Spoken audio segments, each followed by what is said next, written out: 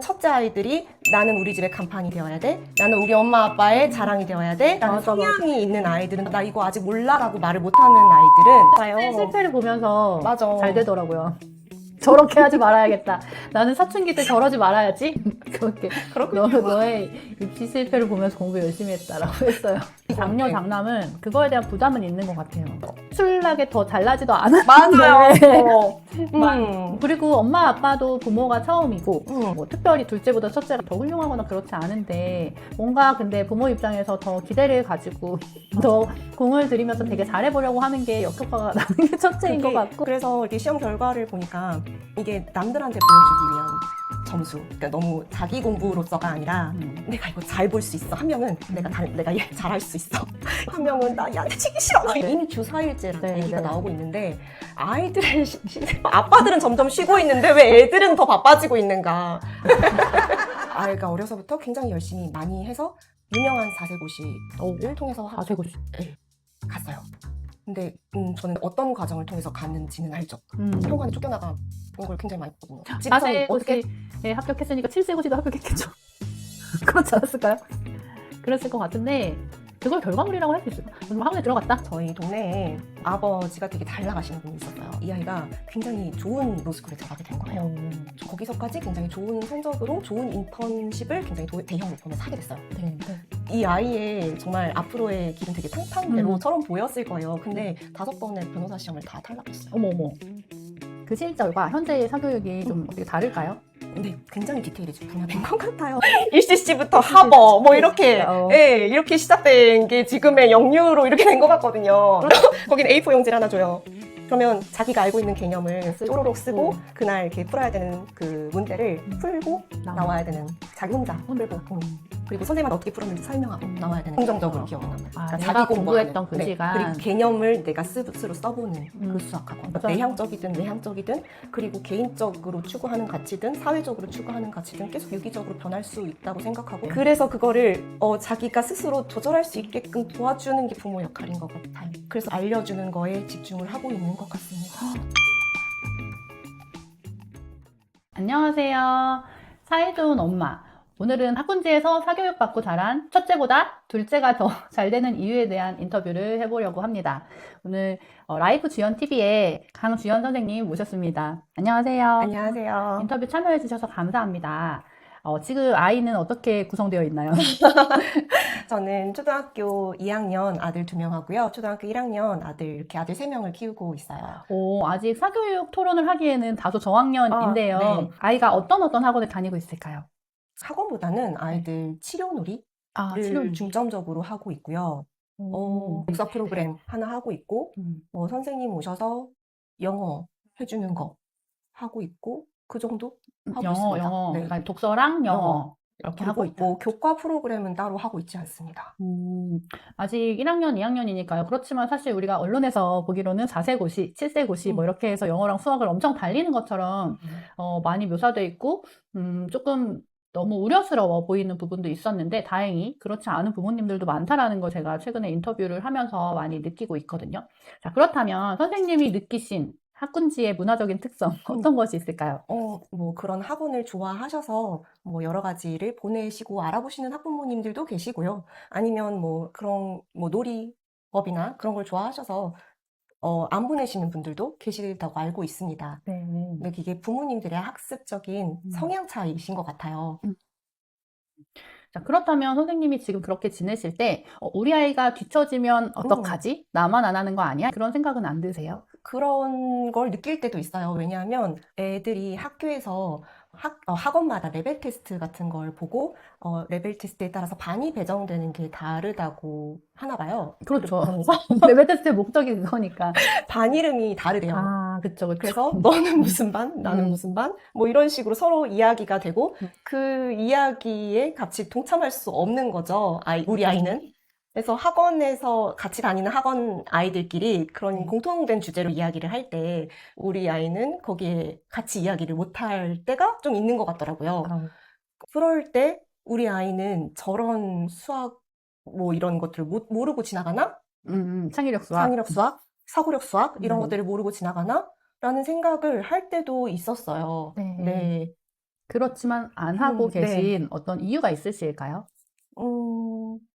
레벨 테스트를 보기는 했었습니다. 그런데 보내지는 않았거든요. 쌍둥이 2명을 레벨 테스트장 안까지 보내놓고 저는 밖에서 이렇게 1시간을 기다리고 있는데 2명이 성향이 좀 달라요. 한 명은 좀 약간 공부에 자신감이 있어가지고 좀 자신감이 뿜뿜하는 스타일이고, 한 명은 좀 공부는 싫어하는데 지기는 싫고 자신은 없고 지기는 근데 싫고. 지기는 싫고 뭐 이런 스타일인데, 둘이 비슷하게 끝내서 이게 시험장을 딱 나왔는데 보니까 그 자신감은 엄청 자신감이 뿜뿜하는 애는 실수를 많이 해서 많이 틀려놓고, 또 막 지기 싫어하는 애는 너무너무 열심히 막 풀어가지고 겨우 맞춰가지고 나왔더라고요. 그래서 똑같은 반은 배정이 된 거예요. 네. 그래서 이렇게 시험 결과를 보니까 이게 남들한테 보여주기 위한 점수, 그러니까 너무 자기 공부로서가 아니라 내가 이거 잘 볼 수 있어. 한 명은 내가 얘 잘할 수 있어. 이런 태도가 너무 보였고, 한 명은 나 얘한테 치기 싫어. 이런 두 명이니까. 태도가 너무 보여서 그렇죠. 이게 공부는 아닌데. 이상하네요, 두 명이. 네, 제 엄마로서 그런 모습이 좀 짠하게 느껴져서, 학원 와서 매주 이런 마음을 안고 공부하는 이 모습이 좀 짠하게 느껴져서 데리고 돌아왔었던 기억이 있어요. 근데 저는 제가 어렸을 때 저희 동네에서 계속 학원을 다니면서 제가 생각했던 공부는 숙제, 그게 다였거든요. 숙제. 네, 숙제. 근데 커서 보니까 그 숙제가 공부는 아니더라고요. 공부는 자기가 해야 되는 공부는 거고. 자기가 알아서 찾아서 해야 되는 건데, 저는 그 숙제만 끝내면 그게 다 공부인 줄 알았던 거예요. 그리고 선생님들, 어른들이 시키는 거, 이것만 하면, 그게 네. 다 되면 그게 끝인 줄 알았어요. 네. 제가 탐구하고 제가 더 호기심을 가지고 살펴보고 생각을 해볼 시간은 없었던 것 같아요. 그런데 이제 저희 아이들도 사실 지금 그렇게 지내고 있거든요. 그냥 숙제만 하고 나머지 시간은 그냥 자기가 보고 싶은 책 보거나 뭐 TV도 보고 게임도 하고 둘이 뭐 그림도 그리고 다른 활동들을 하는데, 사실은 초등학교 시절에는 학교에서 주는 숙제나 뭐 학원에서 주는 숙제 그 정도만 해도 충분하지 않아요? 그래서 네. 그게 사실은 아무 생각이 없어 보이잖아요. 숙제하고 땡 이렇게 보이잖아요. 네. 그리고 나머지 시간 되게 멍 때려 보이잖아요. 근데 생각보다 많은 생각을 하고 네. 있어요. 네, 맞아요. 그래서 약간 좀 다르게 물어보면 아이들이 꽤 많은 대답을 하더라고요.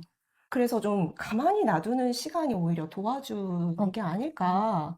내가 어렸을 때 그런 내가 시간이 어렸을 때 있어서 너무 학원으로 학원이 너무 숙제로 줄어서. 빡빡하게 많은 시간을 뺏기보다는 아이들한테 여유를 줘서 생각하는 시간 자체를 주는 게 오히려 숙제로 그 시간을 꽉꽉 채우는 것보다는 멍 때리는 시간을 주는 게. 그러면 내가 잘하던 시절, 그때도 학원을 되게 많이 다니셨다라고 하는데 그 시절과 현재의 사교육이 좀 어떻게 다를까요?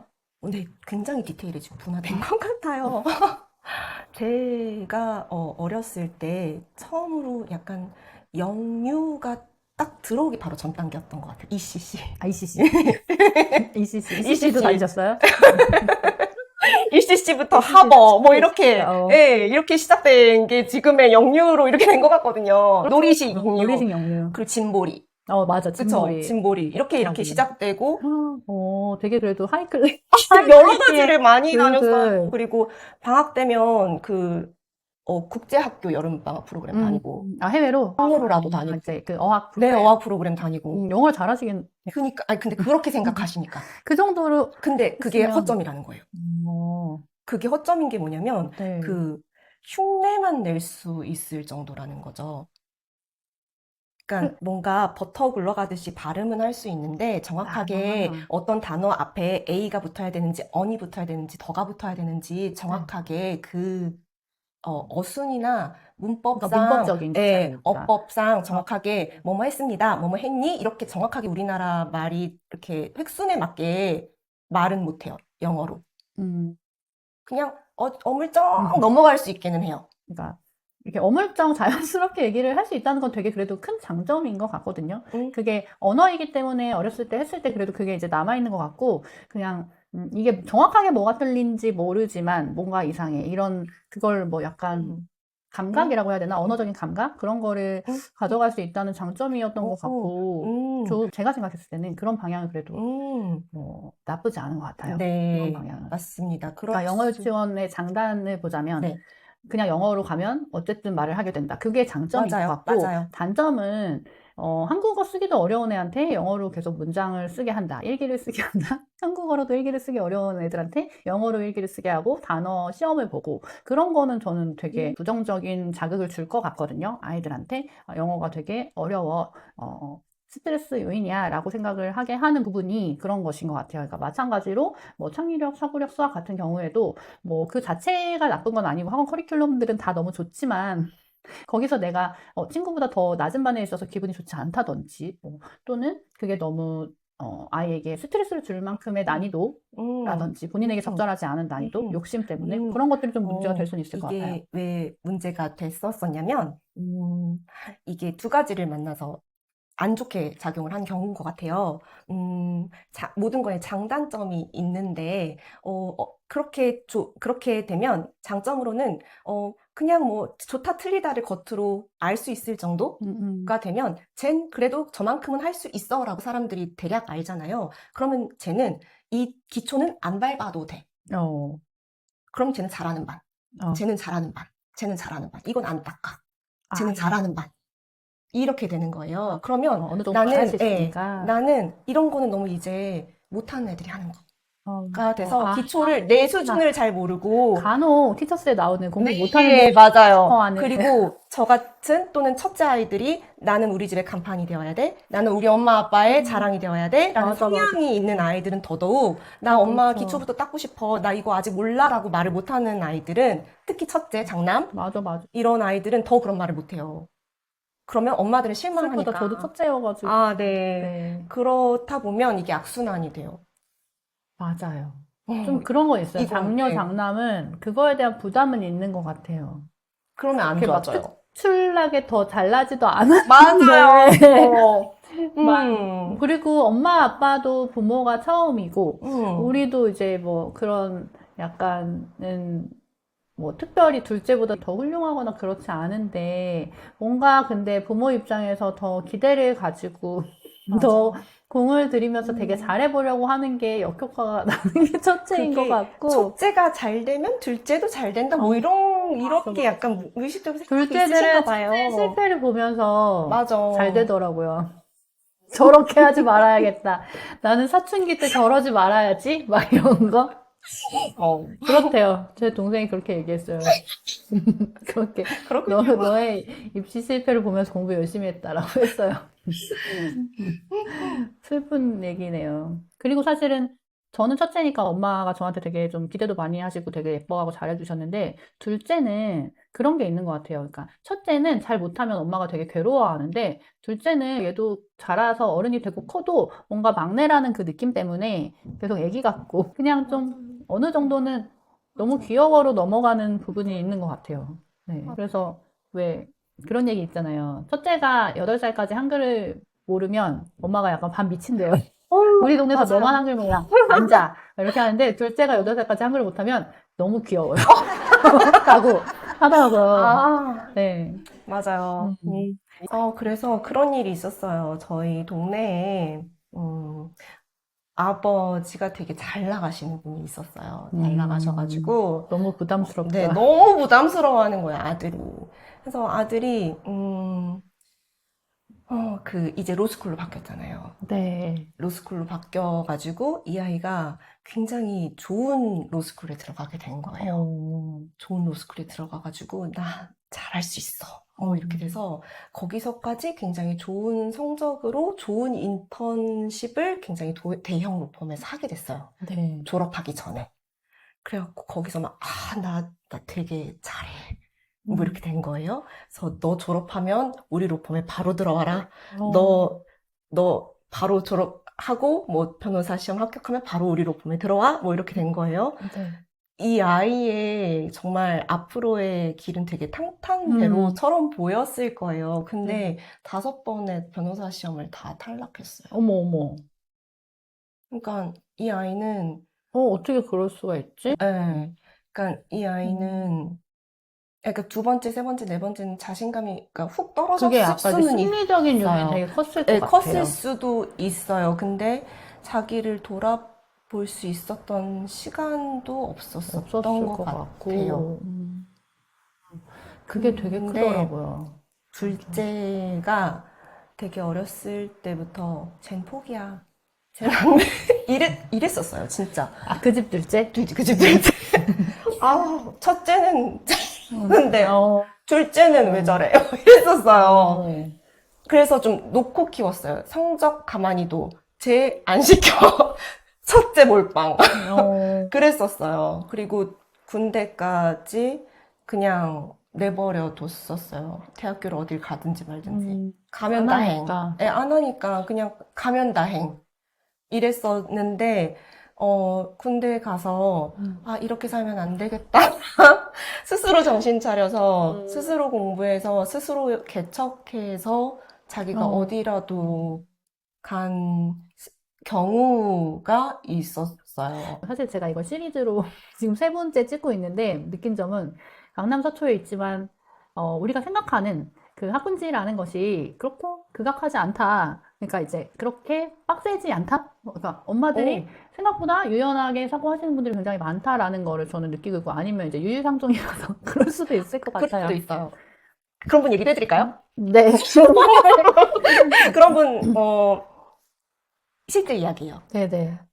너무너무 예쁘게 생긴 엄마. 오. 너무너무 예쁘게 생겨서 주변 분들이 너무 예쁘다. 얼굴도 하얗고 옷도 너무 예쁘게 잘 입으세요. 그리고 아빠도 외국계 회사, 시어머니도 이 동네 같이 사시고 그래서 아무튼 너무 예쁘게 다니는 분인데 아이도 예쁘게 생겼어요. 무슨 외국 오, 엄마 예쁘니까. 정말 예쁘니까. 음. 음.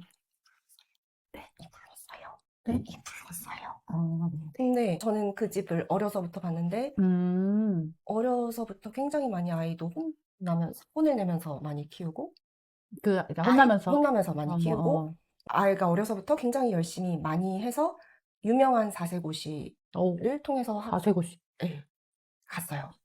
근데 저는 그 뒤에 어떤 과정을 통해서 갔는지는 알죠. 현관에 쫓겨나간 걸 굉장히 많이 봤거든요. 아, 막 이렇게 푸시를 해서 학습을 네, 시켜가지고 네. 사세고시에 합격했다. 아이가 얼마나 많이 너무 슬픈 얘기네. 네, 근데 음. 더 슬픈 얘기가 있어요. 그래서 그 아이가 초등학교를 갔어요. 근데 어, 초등학교를 저는 그 아이가 국제학교를 갈 줄 알았는데 네. 그냥 일반 초등학교를 갔더라고요. 일반 초등학교를 갔는데 이제 방학이잖아요. 곧 방학인데 그 아이가 갑자기 학교를 그만둔다는 거예요. 음, 그래서 그만둔다 그래서 그렇구나 하고 있었는데 지나고 나서 보니까 그 아이가 맨날 혼났다는 거죠. 집에서요? 아니요, 학교에서. 아, 부적응으로? 네. 그래서 왜 혼났대? 그랬더니 동그라미를 해야 될 때 자꾸 세모하고 다른 데 동그라미야. 그럼 그냥 관심들기 아니었을까요?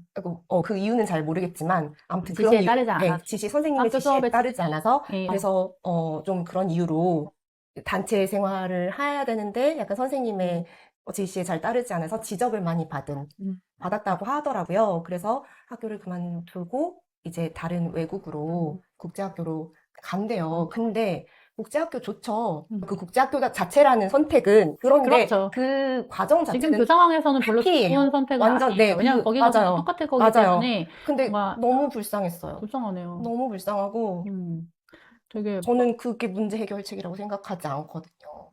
겉보기에는 굉장히 화려하고 좋아 보일지는 몰라도 아무튼 네. 그런 경우도 있어요. 그렇죠. 그런 방향은 좀 진짜 지양해야 되는 거고, 사실 이제 선행을 하고, 뭐, 초등학생이 통학을 하고, 그거에 대해서, 뭐, 이제, 그렇게 얘기하시죠. 뭐, 5%가 안 된다. 그, 티처스에서. 그 대치동에 학원에 와서 수업을 듣는 친구들 중에서 그 수업을 완전히 이해하고 있는 친구가 5%가 채 되지 않는다. 라고 얘기를 하고, 분명 그거를 다 받아들이고, 뭐, 네, 비율적으로 이렇게 표준 편차가 있으니까 이 표준 편차에 해당하는 2.5% 정도의 아이들은 상당히 훌륭하기 때문에 그런 내용을 다 이해하면서 따라가고 본인이 그걸 되게 만족스러워하고 좋아하고 즐거워하는 친구들도 있어요. 그쵸. 그런 친구 그런 친구들은 자기가 좋아서 하는 거니까 괜찮지만, 근데 이제 4살짜리 애를 학습 때문에 막 뭐 현관에 쫓겨나고 이런 거는 사실 거의 아동학대 아닌가요? 네. 저는 그렇다고 생각을 합니다. 슬픈 얘기인 것 같아요. 근데 그 아이가 어쨌든 거기 쓸 정도로 훌륭하게 어쨌든 결과물은 그 당시에 네, 네. 낸 거잖아요. 그러니까 4살 때. 겉으로 볼 때, 4살 때. 겉으로 볼 때. 그렇죠. 어쨌든 네. 합격했으니까. 그러니까 집성이 어떻게 4세고시에 합격했으니까 7세고시도 합격했겠죠. 그렇지 않았을까요? 그랬을 것 같은데, 그걸 결과물이라고 할 수 있을까? 뭐 학원에 들어갔다? 뭐. 그게 뭐, 그게 무슨, 진짜 아니, 사실 이런 거지. 막 입시를 해가지고, 막 서울대에 들어갔다, 만약에. 그러면 결과물이라고는 할 수 있을 것 그쵸. 같아요. 그게 뭐 행복일지 아닐지 그쵸. 괴로움일 수도 있고, 그 뒤에 뭐 파국이 있을 수도 있지만, 그걸 결과물이라는 표현을 쓸 수는 있을 것 같은데, 자세고시를 너무, 근데 그게 결과물이라고 생각하시는 부모님들이 그게 문제인 것 같아요. 그러니까 4세고시, 7세고시, 대학, 고등학교 이거 자체를 결과물이라고 생각하시는 부모님들의 마인드가 음, 문제라서 이렇게 된 되게 걸까요? 생각보다 지금 마무리가 착잡하네요. 그러면 선생님이 아이가 셋이나 되시니까 그런 느낌이 있으세요? 있어요. 어, 있어요. 저도 있더라고요. 저희는 아들이 셋이잖아요. 어느 정도 나이 이상이 되면 아이들을 사우나에 못 데려가요. 대중목욕탕 이런 데 여탕에 못 데려가요. 못 데려가죠. 만약 그럴 때가 되면 아이들 셋을 네. 그냥 남탕에 이렇게 세 명이서? 네, 세 명이서 스스로 이렇게 씻으러 들어가야 될 때가 있어요. 그럼 밖에서 이렇게 있으면서 이렇게 들어가서 형아 둘한테 셋째를 씻기라고 시키는 그러네요. 근데 한 살 여덟 살인데 뭐 그렇지, 그렇지. 7살을 맞아, 얼마나 맞아. 잘 씻기겠어요. 자기 몸도 잘 예, 못 뭐 아이들끼리 수영장을 같이 수영장에서 다니는- 만날 때나 엄마랑 같이 있지만 이렇게 간단히 씻겨가지고 나올 때는 8살한테 7살을 챙겨가지고 나오라고 해야 되는데 뭐 1살 차이인데 얼마나 잘 케어해서 나올 수 있겠어요. 근데 꼭 보호자처럼 이렇게 부탁을 하게 되더라고요. 저희는 좀 나이 차이가 있으니까 첫째가 그렇게 하더라고요. 그래서 저도 근데 그랬던 것 같고, 왜냐면 이제 엄마 일을 하니까 좀 그런 역할이 되는 부분도 있고, 그리고 첫째는 모르겠어요. 첫째라서 그런 건지 그 아이의 기질인지 모르겠지만 자기가 뭔가 되게 빨리 자기가 하고 싶어 했어요. 그러니까 7살 때부터 내가 목욕 내가 해볼게. 머리 내가 감아볼게. 뭐 그런 식으로 자조를 먼저 하고 싶어 했는데 둘째는 9살까지도 제가 머리를 감겨줬어요. 그리고 한 7, 8살까지는 눕혀서 감겨줬어요. 그러니까 무겁지 않으셨어요? 그거를 원했어요. 무거웠죠, 당연히. 그래서 이제 이렇게는 그만해야 될 것 같다. 너무 무겁다라고 해서 이제 한 8살쯤부터 서서 이제 이렇게 뒤로 이렇게 샤워기로 감겨줬는데 그때 9살까지 감겨주면서 왜 얘는 이걸 스스로 하고 싶어 하지 않지라는 생각을 했던 것 같은데 딱 근데 어느 정도 시기가 되니까 걔도 이제 자기가 해보겠다라고 해서 다행히 그렇게 하기는 했고 근데 그게 첫째보다 한 2년 정도는 더 느리게 됐고 이제 첫째를 보면서 잘하니까 뭐 첫째는 이것저것 바이올린 뭐 발레 이런 것도 다 하고 싶어 해서 배워보고 뭐 연주도 하고 막 그랬었는데 그런 것들이 좀 사실 힘든 부분이 있잖아요. 어려운 부분. 그렇죠. 그러니까 언니가 하는 걸 봤기 때문에 그런 거는 안 하고 싶어라고 얘기를 해서 아예 애초에 시작을 하지 않는 거죠. 자기 하고 싶은 것만 하고 뭐 기질적인 것도 분명히 네. 영향이 있겠지만은 먼저 이제 첫째를 보면서 잘하기 때문에 뭔가 시행착오를 좀 줄일 수 있는 부분도 있는 것 같아요. 네. 맞아요. 네. 그러면 어떤 사교육에 대한 네. 선생님만의 교육관이나 방침 같은 게 있을까요? 저는 셋째랑 둘째는 불안함이 좀 커요. 그 불안한 마음이 좀 커가지고 지금 현재 상황에서는 뭐 새로운 거를 시도를 잘 안 하려고 하더라고요. 기질적으로 불안이 높은 건가요? 네, 지금의 현재 상황에서 좀 불안함을 좀 많이 느끼는 상황인 것 같아요. 지금 좀 그렇더라고요. 그러니까 새로운 거 시도하기도 좀 불안해하고. 지금 학교를 가고 이제 이랬으니까. 네, 이랬으니까. 네. 그래서 지금은 좀 그런 불안함을 잘 적응해 나갈 수 있도록 도와주는 거에 좀 충실히 하고 있어요. 저는 아이들이 되게 유기적이잖아요. 네. 그리고 성향이 계속 완전히 딱 고정적일 수는 없다고 생각하고 저희의 역할에 따라서도 그리고 어떤 일을 선택을 함에 있어서도 계속 바뀔 수 있다고 생각하거든요. 맞아요. 내향적이든 외향적이든 그리고 개인적으로 추구하는 가치든 사회적으로 추구하는 가치든 계속 유기적으로 변할 수 있다고 생각하고 누구와 관계를 맺든 간에 계속 변할 수 있다고 생각하는데 그게 변하지 않고 조절하지 않으려고 하는 게 오히려 문제인 것 같아요. 그렇죠. 네. 네, 그래서 그거를 할 수 있게끔 해주려고 하는 것 같아요. 그러니까 사교육을 시킨다, 만다, 그것보다는 네네. 그런 상황이 닥쳤을 때 어떻게 문제 너를 해결력을 키워준다. 너를 조절해야 되는지를 너무 훌륭한 어머니. 저는 지금 이제 달리고 있지 않고 선행을 안 하고 있지만 주변에 많은 아이들이 하고 있기 때문에 조금 불안한 마음이 들기 시작했거든요. 그래서 그런 부분에 대해서 조언을 해주신다면 어떻게 이야기할 수 있을까요? 제가 사실 뭐 인생을 다 살아본 것도 아니고 애들을 뭐 키워서 뭐 하버드를 보내본 엄마도 아니고 뭐 이렇다 저렇다 조언할 입장도 아니지만 제가 이때까지 경험해본 바로 다만 아이들한테 미리 길을 깔아줘서 이렇게 길을 가라 이렇게 하기보다는 아이들한테 그냥 아이들 앞에 닥친 길을 이렇게 조절을 해봐라 이렇게 저렇게 해봐라 하고 기회를 자기주도적으로. 자기주도적으로 조절을 할 수 있는 능력을 키워주는 게 제 부모의 역할이라고 생각을 하고 있습니다. 그게 중요한 문제. 저도 그렇게 생각을 했었어요. 그래서 수학학원도 본인이 원해서 간 거예요. 4학년 맞아요. 2학기 정도 되니까 그죠. 조금 이제 네. 학습이 계속 어려워지고 친구들이 이제 다 다니면서 선행을 하고 그런 걸 보면서 나도 이제 수학학원에 가야겠어 라고 해서 가고 싶으면 가자. 어디에 가고 싶니? 뭐 거기에 누가 다녀서 거기 가고 싶다고 해서 거기를 갔고 본인이 선택을 한 거라서 그런지 아니면 선생님이랑 잘 맞는 건지 되게 좋아해요. 네, 좋아해서 저도 만족하고 그래서 동생도 따라갔어요. 언니가 너무 좋아하니까. 그런 방향은 좋은 것 같고, 영어학원 같은 경우에도 본인이 쉬고 싶다라고 해서 쉬고 있는데, 그게 이제 제가 추구하는 가치관이기 때문에 저도 그렇게 아이들을 지도하고 있지만, 뭔가 계속 언론에서도 막 이렇게 아이들이 선행학습을 막 초등학생들이 막 공통수학을 하고 있다. 사실 뭐, 대치동 강남에 그런 게 되게 흔하게 있는 일들이고, 그런 것들이 수박 겉핥기라는 걸 분명히 알면서도, 또 동갑인 아이를 키우는, 엄마의 입장에서는 결국 쟤네들이랑 같이 입시를 해야 되는 거잖아요. 그러니까 내가 너무 기회를 박탈하는 건 아닌가? 그런 생각이 들 때도 있어요. 그렇게 생각하시는 어머님들도 많이 계시기도 하고, 그래서 내가 그렇게 못 받아봐서 난 그렇게 시켜주고 싶다라고 말씀을 하시는 분도 계신데, 받아보신 분은 그렇게 원하지 않으시네요. 아, 네. 네. 그게 일시적으로 효과가 있을 수 있어. 효과가 있겠죠. 있겠죠. 네. 점수를 그들이 더 잘 받을 수도 있고요. 대학을 더 잘 갈 수도 있어요. 분명히 뭐 공식대로 해서 더 잘 성과가 날 수는 있어요. 저는 그렇게 생각해요. 그리고 저희 아이들이 더 뭐 당장 어떻게 좋은 성과가 숫자적으로 날 수는 없을 수도 있을 것 같아요. 그런데 더 행복할 수는 있을 것 같아요. 그쵸, 맞아. 네. 제가 정말 많은 사교육들을 받고 자랐거든요. 그리고 저는 다 얘기를 해볼까요, 한번? 기억이 안 나실까요? ECC부터 시작해서. 정말 많은 사교육들을 받고 자랐어요. 근데 진짜 많은 사교육들을 받고 자랐는데 대치동부터 시작해서 과외도 많이 받았고 근데 가장 기억에 많이 남은 학원이 아직도 있을 거예요. 블루스카이라고 대치동에 블루스카이라는 학원이 있는데요. 지금은 레벨 테스트를 본대요. 거기는 들어가면 못 나와요. 못 나와요? 못 나와요. 거긴 A4 용지를 하나 줘요.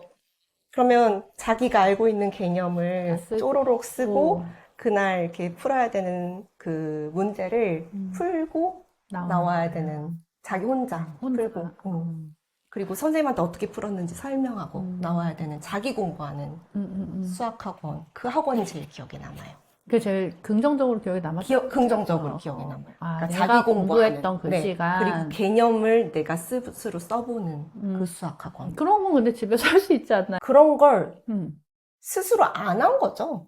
그러니까요. 네, 집에서 안 했어요. 하려면 할 수 있는 안 했어요. 부분인 것 같아요. 그러니까 학교에서 말하는 예습 복습을 안 했던 거예요. 그냥 학원만 의지하고, 다니고. 학원만 그런 의지하고. 근데 많죠, 근데. 그리고 뭐 학원에서 너무 얘기하는 많이 뭐 학원에서 얘기하는 숙제, 어. 뭐 학원에서 얘기하는 답, 뭐 이런 것만 쓰면 뭐 잘했다고 하니까 100점 맞으니까 더 쉽게. 그리고 자습서 이런 것만 보면 다 정답이 있는데 뭐 하러 해요. 그때는 뭐 자습서에 이렇게 답을 써서 얘기하면 더 잘했다고 했어요. 남편은 지금 네. 변호사로 일을 하고 있잖아요. 네. 변호사로 일을 하고 있으면서 신입들을 계속 받아보고 같이 일을 하다 보면 네. 대치 키드들도 많이 올 거란 말이죠. 그러면 어떤 사람하고 일하기 편해? 어떤 직원이 일을 잘해? 라고 물어보면 자기 스스로 공부하고 찾아서 공부해 본 아이들이랑 그렇죠. 훨씬 더 잘 맞고 일을 하기가 편하다고 하더라고요. 그게 이제 꼭 대치 퀴즈의 특징은 아니겠지만. 그럴 건 아니고 어느 지역이든 학원에만 의존해서 공부하는 것보다는 자기 스스로 찾아서 공부해 본 습관을 들여본 사람들. 저도 제일 중요한 게 세상을 살아가는 데 있어서 문제 해결력이라고 생각하거든요. 그러니까 주어진 상황에서 내가 무엇을 할 것인가, 어떻게 할 것인가를 본인이 판단하고 실행할 수 있는 능력. 그래서 빈 시간을 저도 많이 주고, 이제, 사실 근데 보고 있으면 뭔가 시키는 게 낫지 않나 생각이 들 때도 있거든요. 저기다 맨날 낙서하고, 여기다 낙서하고, 뭐 읽은 책 또 읽고, 전천당 맨날 읽고. 그러니까, 좀 더 이렇게 좋은 고전 소설 같은 거, 좀 더 교육적인 방향으로 가고 싶었다가도, 세상이 이렇게 빠르게 변화하는데, 그때가 되면 막상 이 대학 교육, 이런 입시 교육 같은 것들이, 물론 이제 인간의 기본 소양으로 어느 정도의 지식을 가지고 있어야 하기는 하지만, 세상을 살아가는데 그게 되게 필요하지 않을 것 같다라는 생각도 많이 들더라고요. 네. 그럼 이제 마지막으로, 아이가 성장했을 때 어떤 모습으로 자라길 바라세요? 적극적인 모습으로 오, 자라길 바랍니다. 적극적인 모습. 근데 그렇죠. 정말 AI 시대에는 적극적인 사람이 필요한 것 같아요. 자기가 적극적인 스스로 사람. 궁금해하고. 어, 왜냐하면 질문에 따라서 AI는 그렇죠, 내놓는 그렇죠. 답이 달라질 거거든요. 네. 궁금해하는 거에 따라서 얘는 내놓는 해법이 달라질 거고. 왜냐하면 뭐 더하기 뭐는 정해진 답이 딱 정해져 있지만 질문에 따라서 답이 다른 것은 얼마든지 그렇죠, 그렇죠. 많으니까요. 사실 GPT 쓰면서 그런 거 많이 많이 느끼지. 느끼잖아요. 네, 주관식 답은 진짜 다르면 얼마든지 다를 수 있으니까. 네. 그래서 그런 아이가 될 수 있겠네요. 적극적으로 질문을 잘 할 네. 수 있는 아이. 네. 우리 되게 잘 키우고 있는데, 그래서 잘 키우고 있는 나를 왜 이렇게 사회가 불안하게 하는가라는 생각은 했고, 사실 제가 어제 선생님한테 제가 이렇게 손을 놓고 있는 게 괜찮은가요? 라고 질문을 드렸는데 답이 없으셔서 대답이 됐어요. 괜찮구나. 그러니까 내가 쓸데없는 질문을 했구나. 잘 하고 있으면서, 예, 그런 생각을 했어요. 도움이 되는 학생들도 있죠. 그렇죠. 그러니까 학원이 도움이 되죠. 얼마나 잘 가르쳐 주시는데, 선생님들이. 네. 근데, 그거를 부모님들이 너무 푸시해서 길을 먼저 깔아주시는 것만 그래, 이거 빨리 해야 되고, 네. 이거 빨리 해야 너는 되고. 미술을 잘하니까 이쪽 길로 가. 엄마가 먼저 해줄게. 이런 것만 그럴 조심을 때는 해주시면. 사실 미대 가고 싶다고 말을 하는데, 그림을 좋아하고 잘 그리거든요.